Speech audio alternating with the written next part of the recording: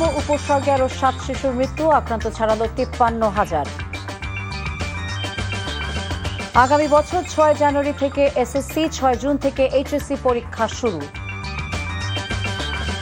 জুলাই অভ্যুত্থানে হাসানুল হক ইনুর মানবতা বিরোধী অপরাধ মামলা যুক্তিতর্ক শেষ, যে কোনো দিন রায়। বাজেট নিয়ে 17 বারের মতো আয়োজিত হচ্ছে এনটিভির কেমন বাজেট চাই অনুষ্ঠান, রাত 8টায় সরাসরি সম্প্রচার।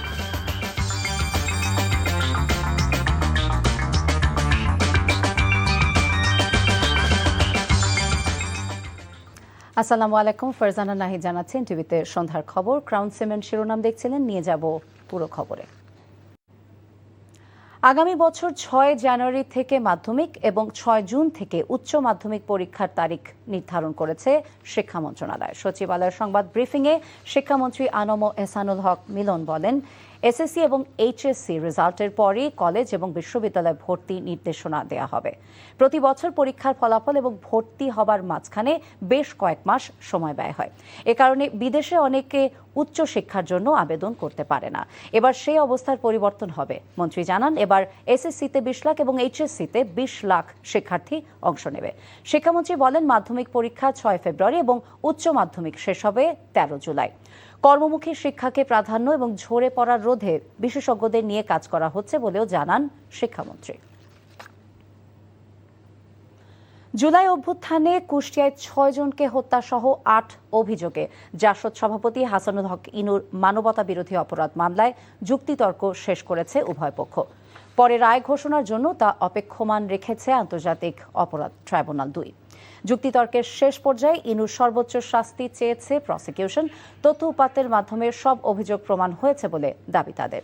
এদিকে মতিঝিলের শাপলা চত্বরে হেফাজতের সমাবেশে গণহত্যা মামলায় গ্রেফতার দেখিয়ে ফ্যাসিস্ট সরকারের মন্ত্রী ডাক্তার দীপুমণি, সাংবাদিক মোজাম্মেল বাবু এবং ফারজানা রূপাকে কারাগারে পাঠিয়েছে আন্তর্জাতিক অপরাধ ট্রাইব্যুনাল। ফলে এই মামলায় গ্রেফতারকৃত আসামির সংখ্যা দাঁড়ালো 9 জনে। দুপুরে বিচারপতি মোহাম্মদ গোলাম মর্তুজা মজুমদারের নেতৃত্বাধীন ট্রাইব্যুনালে আদেশ দেন। আগামী 7 জুন এই মামলার তদন্ত প্রতিবেদন দাখিলের দিনে এই 3 আসামিকে ট্রাইব্যুনালে হাজিরেরও নির্দেশ দেওয়া হয়েছে।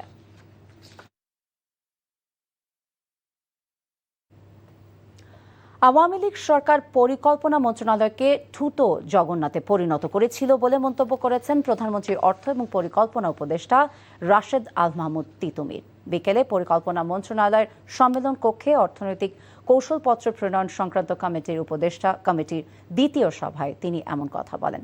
অভিযোগ করে বলেন, বিগত সরকার দুর্নীতি এবং অনিয়মের মাধ্যমে নেয়া প্রকল্পের মেয়াদের সময় বারবার বাড়িয়ে দেশের ঋণের বোঝা বাড়িয়েছিল। সরকারের উন্নয়ন কাজের জবাবদিহিতা নিশ্চিত করতে তথ্যের অবাধ প্রবাহ নিশ্চিত করাই এ সরকারের কাজ। সরকার 2034 সালের মধ্যে $1 ট্রিলিয়ন অর্থনীতির কথাও জানান তিনি। অতীতের পরিকল্পনা গ্রহণ করার পরদিন থেকে তা মৃত ছিল মন্তব্য করে তিনি বলেন, বেশিরভাগ প্রকল্পই বাস্তবায়ন করা হতো না। স্বজনপ্রীতি এবং পকেট ভারী করার জন্যই বেশিরভাগ পরিকল্পনা নেওয়া হতো। আর বর্তমান সরকার প্রকল্প পর্যালোচনা করে সিদ্ধান্ত নিচ্ছে। প্রতিবন্ধী শিশুর গড়ে ওঠার পথে সব বাধা দূর করতে অবকাঠামোর সুবিধা নিশ্চিত করার আহ্বান জানিয়েছেন জিয়াউর রহমান ফাউন্ডেশনের সহসভাপতি এবং প্রধানমন্ত্রীর সহধর্মিণী ডাক্তার জুবায়দা রহমান। দুপুরে রাজধানীর করাইলে প্রতিবন্ধীদের স্বাস্থ্যসেবা নিশ্চিত এবং তাদের পুনর্বাসনের জন্য শিশু স্বর্গ মডেলের উদ্বোধনী অনুষ্ঠানে তিনি এই আহ্বান জানান। আর স্থানীয় সরকার প্রতিমন্ত্রী মীর শাহে আলম জানান, বিগত সময়ের মতো নাম সর্বস্ব নয়, দেশের সবকটি উপজেলায় প্রতিবন্ধীদের জন্য মডেল স্কুল বাস্তবায়নে উদ্যোগ নিচ্ছে সরকার। 2026-27 অর্থ বছরের বাজেট সামনে রেখে 17 বারের মতো আয়োজন করা হচ্ছে এনটিভির জনপ্রিয় অনুষ্ঠান কেমন বাজেট চাই। বিশেষ এই অনুষ্ঠানটি আজ রাত 8টায় এনটিভির তেজগাঁও স্টুডিও থেকে সরাসরি সম্প্রচার করা হবে। অনুষ্ঠানে প্রধান অতিথি হিসেবে উপস্থিত থাকবেন প্রধানমন্ত্রীর অর্থ ও পরিকল্পনা বিষয়ক উপদেষ্টা ডক্টর রাশেদ আল মাহমুদ তিতুমির। প্যানেল আলোচক হিসেবে থাকছেন অর্থনীতিবিদ ডক্টর দেবপ্রিয় ভট্টাচার্য, জ্বালানি বিশেষজ্ঞ doctor M Shamsul Alam, BKMEA সভাপতি মোহাম্মদ হাতেম, বিটিএমইএ সভাপতি শওকত আজিজ রাসেল, এফবিসিসিআই সাবেক সভাপতি মীর নাসির হোসেন এবং বেসরকারি বিশ্ববিদ্যালয় নর্থ সাউথ ইউনিভার্সিটির ডিন অধ্যাপক ডক্টর ওয়ারেসুল করিম। বিজিএমইএর সভাপতি মাহমুদ হাসান খানের সঞ্চালনায় অনুষ্ঠানে আরও অংশ নেবেন অর্থনীতিবিদ, ব্যবসায়ী, ব্যাংকার, গবেষক সহ বিভিন্ন শ্রেণী পেশার মানুষ। অনুষ্ঠানে জনভাবনা, ব্যবসায়ীদের আকাঙ্ক্ষা, সরকারের পরিকল্পনা তুলে ধরবেন রাজনীতিবিদ, অর্থনীতিবিদ সহ সমাজের বিশিষ্টজনেরা। দর্শক, কেমন বাজেট চাই অনুষ্ঠান বিষয়ে আরও জানতে আমরা যাচ্ছি এনটিভি তেজগাঁও স্টুডিওতে। সেখানে আমাদের সাথে যুক্ত হচ্ছেন senior correspondent apple Shahriar. Apple, আমাকে শুনতে পাচ্ছেন? কিছুক্ষণের মধ্যে আমরা জানি অনুষ্ঠানটি শুরু হবে। আপনার কাছে কি তথ্য আছে, কেমন প্রস্তুতি দেখছেন আমাদের জানাবেন।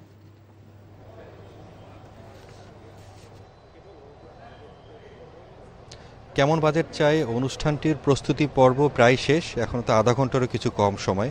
8টার দিকে সরাসরি সম্প্রচার হবে অনুষ্ঠানটি।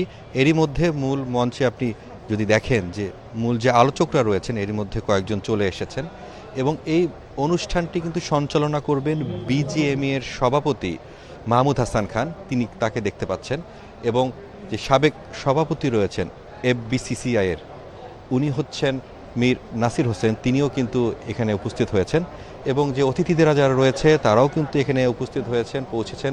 এবং বাজেটের আগে এই অনুষ্ঠানটি অনেকটাই তাৎপর্য বহন করে, কেননা প্রতি বছর যখন এনটিভি এই অনুষ্ঠানটি করে তারপরে কিন্তু বাজেটটি হয় এবং এখানে যেসব আলোচনাগুলো হয় সেটি কিন্তু একটি প্রভাব পড়ে বাজেটে, কেননা কী ধরনের বাজেটে কোন কোন খাতে সরকারের গুরুত্ব দেওয়া প্রয়োজন এবং কোন জায়গাটিতে আসলে বেশি গুরুত্ব দেওয়াটা উচিত। কেননা বিএনপি সরকার গঠনের পর এবারে এই প্রথম বাজেট, যদিও জনগণের অনেক প্রত্যাশা রয়েছে এই বাজেটকে ঘিরে, এজন্য একটি প্রাণবন্ত একটি আলোচনা হবে। যেহেতু এখানে নীতি নির্ধারকরা সরকারের, তারাও কিন্তু এখানে উপস্থিত থাকবেন, এই জন্য তাদের মতামতগুলো, সাধারণ শ্রেণী পেশার মানুষের যারা স্টেক হোল্ডার রয়েছেন তাদের মতামতগুলো কিন্তু এখানে যখন উঠে আসবে সেক্ষেত্রে কিন্তু একটি গুরুত্বপূর্ণ ভূমিকা রাখবে।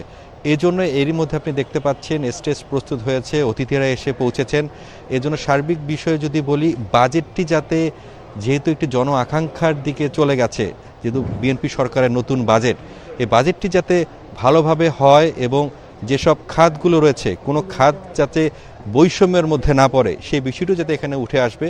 এবং এই বর্তমান সরকারের যে বাজেটের মূল চ্যালেঞ্জটি যেটি হচ্ছে যে এই বাজেটের অর্থের যোগানের বিষয়টি, সেটিও হয়তোবা যারা আলোচকরা রয়েছেন এবং যারা নীতি নির্ধারকরা যারা পর্যায়ে রয়েছেন আলোচনার মাধ্যমে হয়তোবা অনেক কিছু উঠে আসবে এবং দর্শকরাও জানতে পারবেন আগামী বাজেটটি কী রকম হচ্ছে।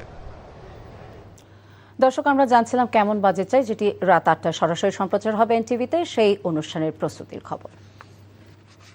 ঈদ উল আজহাকে সামনে রেখে সক্রিয় হয়ে ওঠা জাল টাকা চক্রের আস্তানার সন্ধান পেয়েছে ডিবি পুলিশ। রাজধানী উত্তরা এবং গাজীপুরে ডিবির অভিযানে গ্রেফতার হয়েছে 3 জন প্রতারক। উদ্ধার হয়েছে প্রায় 34 লাখ টাকা মূল্যের জাল নোট এবং নোট তৈরির সরঞ্জাম। জব্দ করা হয়েছে ল্যাপটপ, 3টি colour printer, golden foil paper এবং জলছাপ সম্বলিত সাদা কাগজ। জাল টাকা তৈরির ডাইসও পাওয়া গেছে চক্রের কাছে। প্রাথমিক জিজ্ঞাসাবাদে আসামিরা জানায়, এবারের ঈদে জাল টাকাগুলো পশুরহাট এবং বিভিন্ন বড় বিপণী বিতানে ছড়িয়ে দেওয়ার পরিকল্পনা ছিল তাদের। এদিকে অনলাইন জুয়া এবং সাইবার প্রতারণায় জড়িত 6 চীনা নাগরিক সহ 9 জনকে গ্রেফতার করেছে ডিবি পুলিশ।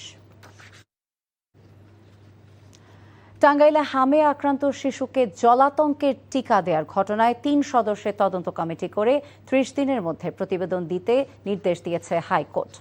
একই সঙ্গে 50 লাখ টাকা কেন ক্ষতিপূরণ দেয়া হবে না তা জানতে চেয়ে রুল জারি করা হয়েছে। বিচারপতি আহমেদ সোহেল এবং বিচারপতি ফাতেমা আনোয়ারের সমন্বয়ে গঠিত হাইকোর্ট বেঞ্চ রিটের শুনানি শেষে এই আদেশ দেন।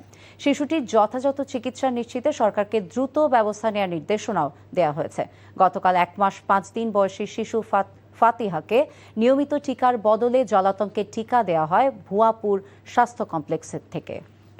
বাংলাদেশের জাহাজ ভাঙার শিল্পকে সম্ভাবনাময় খাত উল্লেখ করে জার্মান রাষ্ট্রদূত ডক্টর রুডিগার লোটাস বলেছেন, বৈশ্বিক নানা চ্যালেঞ্জ সত্ত্বেও এই শিল্পের দ্রুত অগ্রগতি হয়েছে। দুদিনের চট্টগ্রাম সফরকালে সাংবাদিকদেরকে কথা বলেন তিনি। হংকং কনভেনশন অনুযায়ী বাংলাদেশের প্রথম সুরক্ষামূলক green shipyard PHP ship breaking and recycling industries.